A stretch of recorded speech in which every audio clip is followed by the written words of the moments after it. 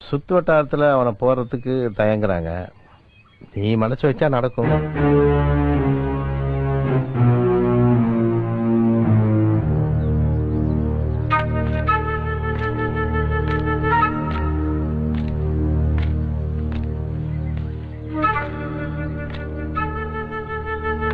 என்னப்பா யோசிக்கிற? முடிச்சலாம்ல. இந்த பாரு, காசு பணத்தை பத்தி யோசிக்காத. எந்த பிரச்சனை நான் பாத்துக்கிறேன். தப்பா பேசுறனே. காசுக்கு வேலை செஞ்ச பழக்கம் இல்ல.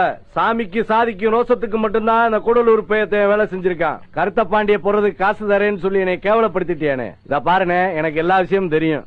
கருத்த பாண்டி கூட இருக்கிறது யாருனே?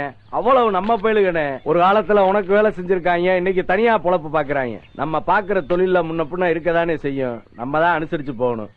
அடிக்க முடியாத ஆளை ஒருத்தன் அடிச்சானா அவனை திருப்பி அடிக்கிறது முட்டாத்தனம்னே. தட்டி கொடுத்து சமாதானமா போயிடணும். அப்பதான் பிரச்சனை இல்லாம பொழப்பு நடத்த முடியும்.